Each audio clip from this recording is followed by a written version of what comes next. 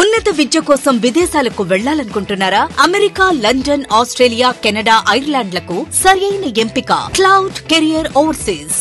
Best consultancy in Guntur. Cell number 9000056466.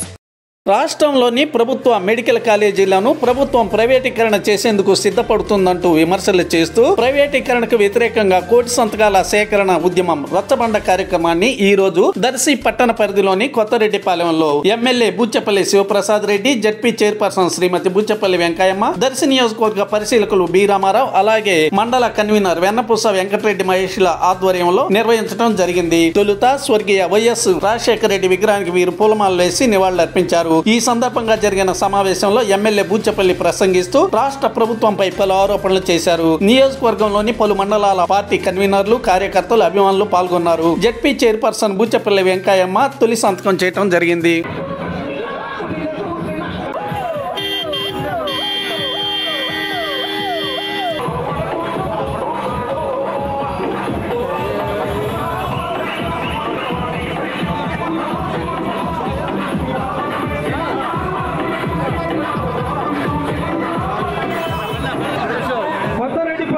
ఈరోజు నిర్వహిస్తున్న రచ్చబండ కార్యక్రమానికి ముఖ్య అతిథులుగా ఈ మెడికల్ కాలేజీల ప్రైవేటీకరణ ద్వారా పేద వర్గాలకు ప్రత్యేకించి ఎస్సీ, ఎస్టీ, బీసీ చర్యలను మీరు మాట్లాడిన మాటలను వెనక్కి తీసుకోవాలని వైఎస్ఆర్ కాంగ్రెస్ పార్టీ ఆధ్వర్యంలో పీపీపీ మోడ్లో, పబ్లిక్ ప్రైవేట్ పార్ట్నర్షిప్ మోడ్లో ఈ రాష్ట్రంలో ఉండే గవర్నమెంట్ ఆస్తులన్నీ కూడా ప్రైవేటీకరణ చేయడం వ్యతిరేకంగా, ముఖ్యంగా మెడికల్ కాలేజీలు ప్రైవేటు వాళ్ళ చేతిలో పెట్టకూడదని చెప్పేసి కోటి సంతకాల ఉద్యమం కార్యక్రమంలో, రచ్చబండ కార్యక్రమంలో ఈరోజు కొత్తరెడ్డిపాలెం గ్రామంలో పెట్టుకోవడం నిజంగా సంతోషంగా ఉంది. అది కూడా మా దివంగత నేత డాక్టర్ వైఎస్ రాజశేఖర్ గారి ఆశీస్సులతో కొత్తరెడ్డిపాలెం ఎప్పుడు చేసిన రచ్చబండ కనిపిస్తుంది కాబట్టి, ఒక మంచి సూపర్గాం కాబట్టి ఈ రచ్చబండ దగ్గర స్టార్ట్ చేద్దామని చెప్పేసి కాన్స్టిట్యున్సీ లెవెల్లో ఈ ప్రోగ్రాం చేయడం జరిగింది.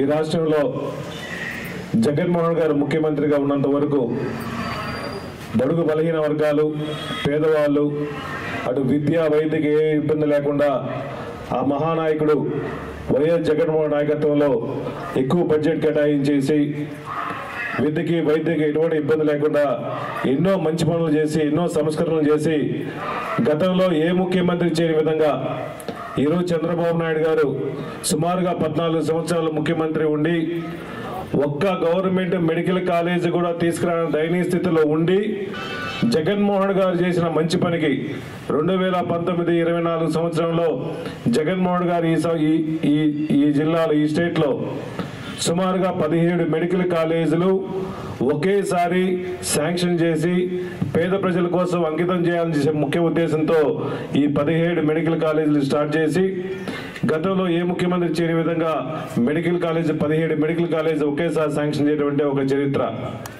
జగన్మోహన్ గారికి పేదవాళ్ళన్నా, పేద ప్రజల ఆరోగ్యం అన్నా ఎంతో ప్రేమ కాబట్టి కరోనా లాంటి ఎన్నో ఇబ్బందులు జరిగినప్పుడు ఈ రాష్ట్రంలో హాస్పిటల్ బెడ్లు కూడా కనీసం లేని పరిస్థితులు ఉన్నప్పుడు ఈ రాష్ట్రానికి మంచి కార్యక్రమం చేయాలని చెప్పేసి ఒక 17 మెడికల్ కాలేజ్ శాంక్షన్ చేపించి, అది కూడా మన గవర్నమెంట్లో 5 మెడికల్ కాలేజీలు ఓపెన్ చేసుకొని 7 మెడికల్ కాలేజ్ కంప్లీట్ స్టేజ్ చేస్తుంటే ఈరోజు చంద్రబాబు నాయుడు గారు ఆ మెడికల్ కాలేజీలు మొత్తం ఓపెన్ చేస్తే, గవర్నమెంట్ మెడికల్ కాలేజీలు ఓపెన్ చేస్తే అదంతా జగన్మోహన్ గారికే మంచి పేరు వస్తుందని చెప్పేసి ఒక దుర్బుద్ధితో, ఒక కుటిల ఆలోచనతో జగన్మోహన్ గారు స్థాపించిన ఈ మంచి ఉద్యమానికి ప్రైవేటీకరణ చేయాలని చెప్పేసి, పబ్లిక్ ప్రైవేట్ పార్ట్నర్షిప్ లో చేయాలని చెప్పేసి ఒక చెడు ఉద్దేశంతో ఈ మార్కాపురం లాంటి మెడికల్ కాలేజీని కూడా ప్రైవేటు వ్యక్తుల చేతుల్లో పెట్టడం నిజంగా చాలా బాధాకరంగా ఉంది.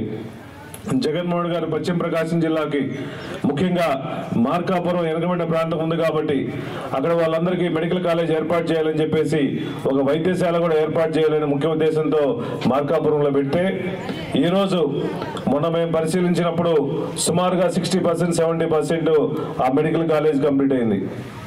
అక్కడ లోకల్ ఎమ్మెల్యే ఒక ఆయన వచ్చేసి ఏది మెడికల్ కాలేజ్ అన్నాడు.